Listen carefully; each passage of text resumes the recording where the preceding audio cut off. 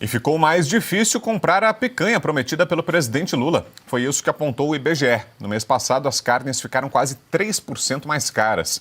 Essa foi a maior alta em um mês desde dezembro de 2020, no auge da pandemia de Covid-19, quando a alta foi de 3,5%. Na lista de cortes, o contrafilé foi o que mais encareceu entre agosto e setembro, com uma alta de 3,7%. Na sequência, vem a carne de porco, com 3,6%, seguida pela carne de porco e a costela, com 3,1% de aumento. A própria picanha, que também sofreu alta, ficou 0,12% mais cara em setembro, na comparação com o mês anterior. Rodrigo Constantino, está aí, né, com esta promessa de campanha cada vez mais distante da realidade.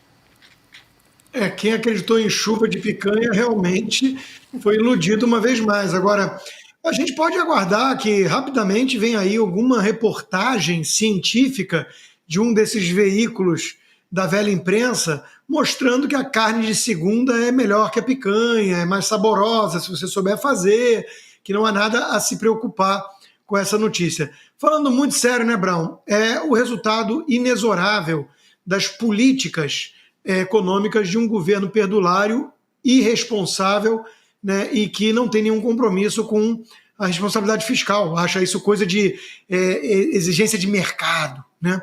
Coisa de dinossauro voraz, como diria o próprio Lula. O único resultado possível dessa gastança descontrolada, sem nenhum controle no lado das despesas e a arrecadação subindo também, que é uma coisa que pune o produtor, né, ao aumento de tributos, o único resultado esperado é isso aí, a carestia, a volta da inflação, está tudo contratado. Quem está achando que a economia brasileira está nos eixos vai quebrar a cara logo ali na frente. Fala, Silvio. Olha, Brown, temos aqui dois especialistas na área de economia, o Consta, o Piotr. Não vou navegar tanto nesse mar, mas eu consigo imaginar isso que o Rodrigo falou. Amanhã, um comentarista ou uma comentarista dessas emissoras dizendo a picanha está mais cara, saiba como isto é bom. Eu consigo imaginar essa manchete, porque a gente já assistiu a esse filme. Ou então, alguém dizendo como... Eu me lembro da frase do governo Dilma Rousseff, eu acho que o secretário dela era, acho que era Márcio Holland, o nome dele, que falou assim, olha, não precisa comer carne, por que não come ovo? Essa carne está cara, come ovo. Os preços dos alimentos, a inflação dos alimentos, dói no bolso do brasileiro. E dói desde o começo do governo Lula, porque segue numa escalada. Tá caro comer. Vamos falar o português da forma mais clara possível. Quem vai ao supermercado ou quem vai à feira, quem tem esse hábito, eu tenho esse hábito, por exemplo, nota que o tomate está mais caro, nota que o preço nas gôndolas está subindo.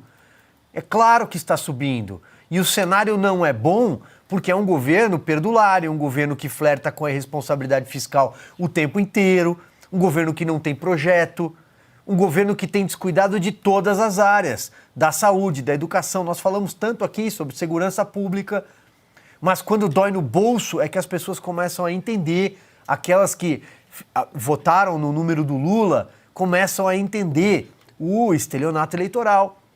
Não, todo mundo vai comer picanha, todo mundo vai ter casa, nós vamos entregar casa para todo mundo. Aliás, eles falaram isso outro dia, diante da catástrofe que aconteceu no Rio Grande do Sul. O Rio Grande do Sul ainda se recupera da catástrofe causada pelas enchentes. As pessoas perderam tudo, estão tentando recuperar a própria vida, recuperar os bens, recuperar memórias. Quando não, são pessoas que ainda estão enlutadas. E cadê o governo que prometeu que todo mundo ia ter casa nova? Cadê a casa? Não tem nem um tijolo, não tem nem cimento lá. Não tem.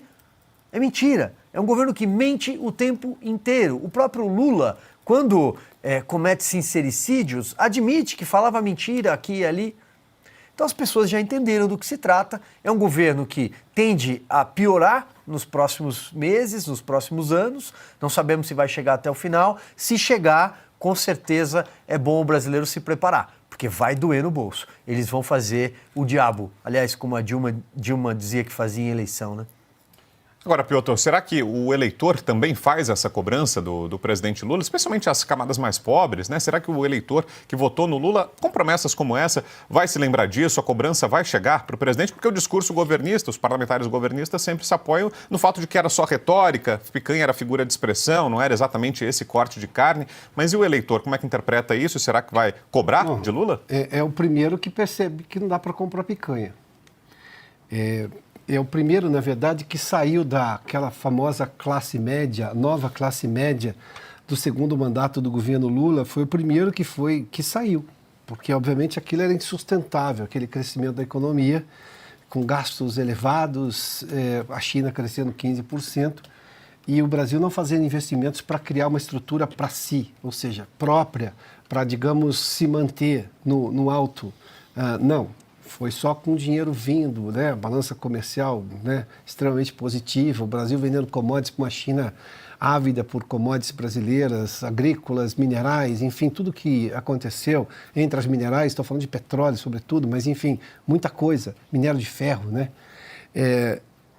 Este cidadão é o primeiro que percebe que não dá para comprar picanha. Agora, o Silvio fez menção, né, aquele jornalista que vai dizer, daqui a pouco vão dizer assim, olha, mas um músculo cozido é uma delícia. O músculo também está mais caro. E detalhe, mas músculo cozido sempre foi melhor, sempre foi bom também, ou seja, é um prato, isso é uma questão de gosto. Esse cidadão é o primeiro a perceber que aquilo era uma mentira. Mais uma das mentiras do Lula ou populistas, né, que ele tenta convencer as pessoas. O Brau, antes de eu devolver para você, só voltar aqui. Eu fui dar uma olhadinha um pouco mais, eu já tinha visto sobre a Universidade de Liege. Ela tem entre seus alunos, veja como a universidade tem um passado importante e veja esse tipo de transformação que está acontecendo nas universidades mundiais. A gente viu, por exemplo, Harvard e Columbia com movimentos antissemitas. Estou falando de Harvard e Columbia. Aqui no Brasil também, as universidades federais. A Universidade de Liege, por exemplo, tem um prêmio Nobel de Medicina em 1974. É uma universidade que formou pessoas extremamente importantes na Bélgica. Mas as universidades foram tomadas não só no Brasil, não só nos Estados Unidos, também na Europa, em vários outros lugares do mundo, por esse pensamento completamente mesquinho, estúpido, e, na verdade, que só revela um desejo de uma agenda.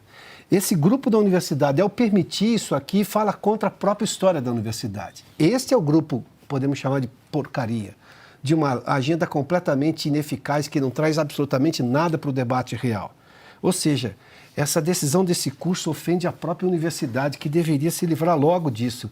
Porque isso aqui, esse tipo de preconceito genérico contra homem ocidental, branco, cristão e heterossexual, por ser justamente, por generalizar, é exatamente o que faz mal. Isso não faz parte do debate. O debate é muito mais amplo. Não quando você cria preconceitos a um determinado grupo. Aliás, nisso a universidade recuou umas 800 casas. É impressionante como ficou Neandertal.